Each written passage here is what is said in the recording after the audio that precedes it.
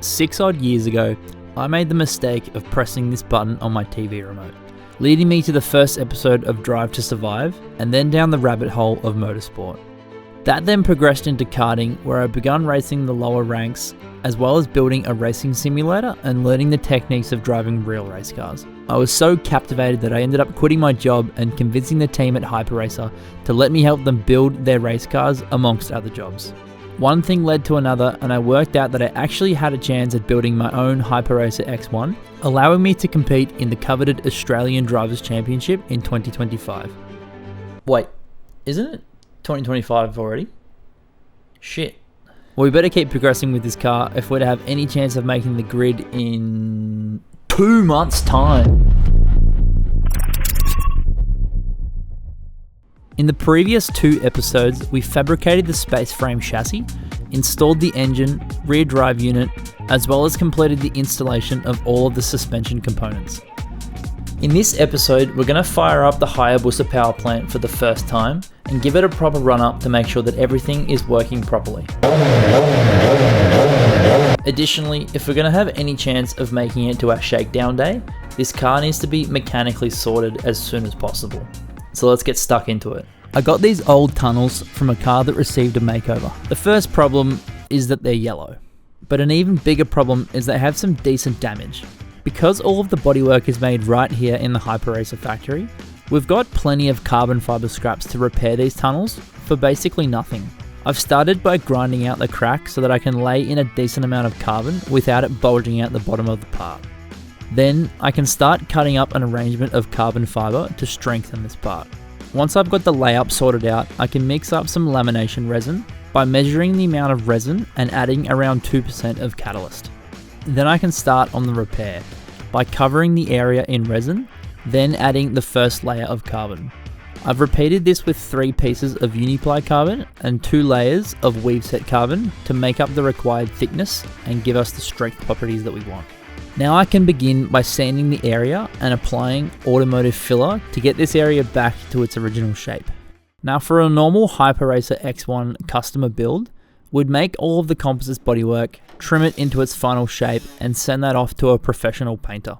But as you all know quite well, I don't exactly have that kind of coin.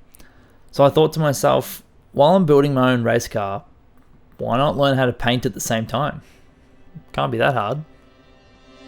Can it? Yeah, okay. So I shouldn't paint my car with absolutely no experience. Yeah, okay, no, it does sound kind of hard. Yep, no, I understand. Alright, cheers mate, thank you. Hey guys, Chris Fix here, and today I'm going to show you how to paint your valve. It was on. I was so confident that I could paint my own car, I began mixing up some 2K high-fill primer to get a good finish on these tunnels. See, I already know the spray painting lingo. Should be a walk in the park. 4:1 primer to hardener ratio, 10% thinner, pour our primer concoction into the paint gun and start spraying. Then clog the paint gun because you didn't know what a paint filter was and poured an old batch of primer with hardened chunks directly into the gun. Nice one. Now at this point, I still hadn't learnt what a paint filter was, but I did find another tub of high-fill primer that was newer and didn't have any of these hardened chunks in it, which allowed me to progress with the job. However, when trying to unclog the paint gun, my lack of understanding how a paint gun actually works left me with a slight clog, meaning I wasn't getting enough paint flow through the gun, resulting in a pretty rough coat of primer. Luckily, once dried, high-fill primer sands down incredibly easy, as that's kind of its whole purpose. So the surface was actually pretty good, all things considered. But when it came time to painting the top coat, absolute disaster. I couldn't get enough paint flowing through the gun, and I only had enough paint for 2 coats, resulting in a pretty average finish.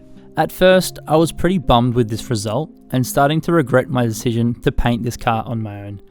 However, I knew I'd gotten away with murder, as the painted surface was never going to be exposed to any light or sun, being that it's on the underside of the car. Additionally, I'd learnt a whole lot from this experience. In the next episode, you'll see me paint the whole car, which went far better than this did. If there's something to take away from this experience, it's to always be trying to learn new things, even if it means making a whole bunch of mistakes in the process. You can't learn without failure.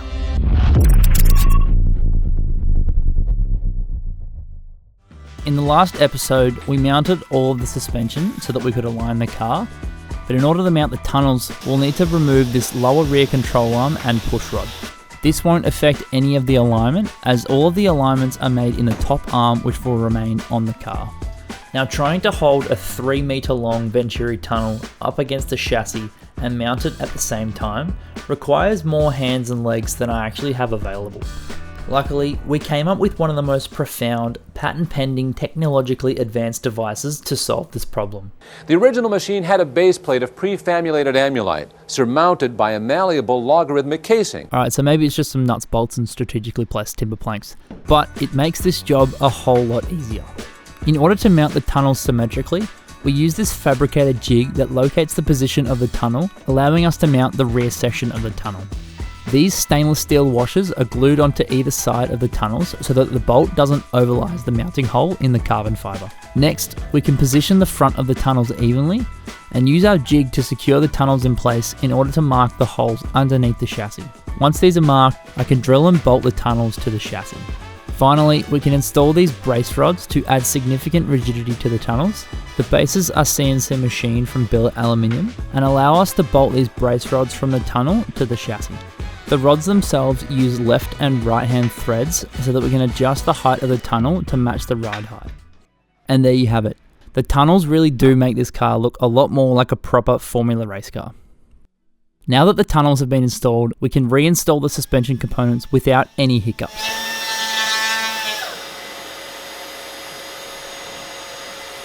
Alright, so maybe that's not all true.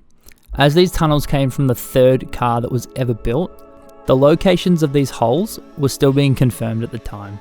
As we were putting these very old parts onto a brand new car, I just needed to clearance a few millimeters in order for this to work. Finally, we can quickly install the drive shafts before reassembling the rest of the rear suspension components. While we're looking at this area of the car, may as well go ahead and throw in the brake pads. These are just the stock wheelwood pads, which we'll later swap out for the far superior Serco pads when it comes time to race. Next, in order to prevent our engine from cooking itself, we'll need a way to keep the block cool and the oil cool. As I mentioned in the last episode, these are the old spec radiators. While they aren't as efficient as the new spec radiators, because we run synthetic coolant, this isn't a significant issue. The cooler piping is a mix of aluminium hardlines, which are bent in-house and powder coated, and silicone hoses for the tighter bends. Additionally, we can mount the oil cooler underneath the radiator to complete our cooling package. In order to complete the floor section of the car, I'm going to go ahead and fit the engine cover and skid plate. The carbon layup for the engine cover is relatively thin, as its purpose is predominantly cosmetic but also aerodynamic to some degree. The skid plate, however, needs to meet certain regulations and also prevent intrusion from the underside of the cockpit. This is why this panel is made up of mostly Dylan, a ballistic material similar to Kevlar, and the same as what was used in the side intrusion panels, which is perfect for intrusion protection. Next on the list is the pedal box. The pedal box is a unique design for a Formula car, as the pedals and master cylinder are all mounted to the steel fabricated tray, which is mounted to the car in a way that gives the driver the ability to slide it forwards or backwards to suit their leg length. Next, we can go ahead and install the reservoirs, which run down to the master cylinder. We can also install the control panel, which houses the brake bias knob. This dial has a cable that runs down to the bias adjuster on the master cylinder, allowing us to adjust this from the cockpit. Before we can get this engine fired up, there's a series of components that need to be installed on the engine itself. The main drive sprocket slides onto the splines and is secured by the locking nut. Next, we can install the clutch slave cylinder, which pushes on the clutch rod, and we can connect this to the clutch master cylinder, which lives up the front of the car. With limited room in the pedal compartment, the clutch is controlled by pulling on this handle in the cockpit. Moving up to the top of the engine, I've begun installing the throttle bodies and connecting the Suzuki loom to the various electrical components. Additionally, we can now connect the fuel lines from the tank and pump to the fuel rail with the fuel filter in between the two of them. I've gone ahead and temporarily installed the airbox just to make sure that everything fits. And finally, we can add the throttle cable and connect the pedal to the throttle body and adjust the end stops to make sure it functions correctly. We're getting so close to starting this engine, we just need to finish off the electronic side of things. We can start by mounting the battery to our fabricated battery mount at the front of the car. All we need to do now is install the main wiring loom, which has just been delivered by our guy, Wayne Howe. Wayne is the owner of Rider Logic and specializes in motorsport electronics. He manufactures a custom loom that allows our custom switch panel to talk to the engine, as well as have the aim dash receive data from the ECU. Having a loom as high quality as this is essential in a race car so that you're not having to worry about issues at the track. It's also imperative having a guy like Wayne around, as he played a crucial role in solving a funny issue with the factory Suzuki loom that none of us would have otherwise been able to solve. There's a few crucial things we need to do before starting the Hayabusa for the first time. The obvious one is engine oil, which we can use the sight glass to ensure that we've got enough to start.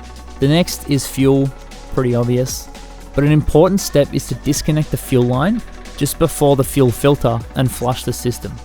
This prevents any contaminants that may be in the system from clogging up the filter from day zero. I've already gone ahead and filled and bled the system with coolant. And lastly, before I accidentally damage my eardrums, I've installed the custom exhaust system for the X1. Don't worry, it's still loud. And finally, it was time. All of the engine work was about to be put to the test for the first time. Is this thing even going to fire? What if I messed up the timing? Did I put all the bolts back in this thing? I don't think I had any left over. I mean, what if I dropped one and I never saw it? Oh, fuck. Man, well, did the torque spec...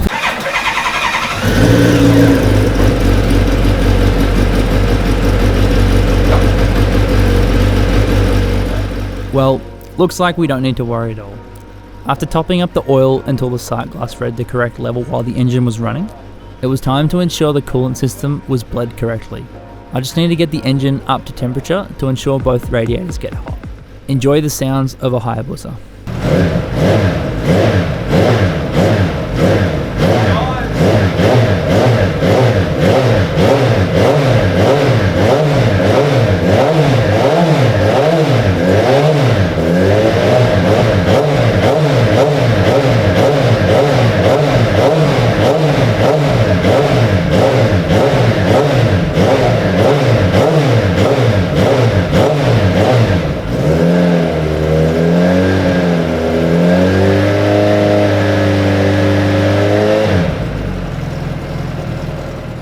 Now back on that wiring issue. You may have noticed that I started the engine by hooking a jumper pack directly to the starter motor. There was an issue with the Suzuki side of the loom that prevented the start button from doing anything.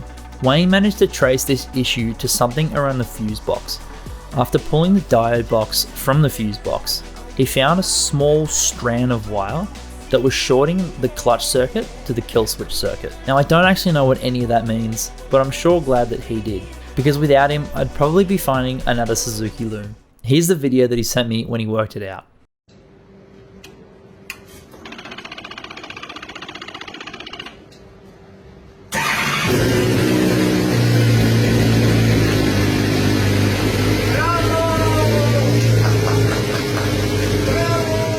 Thank you all so much for the incredible support on all the videos. I've got a heap more coming in the very near future.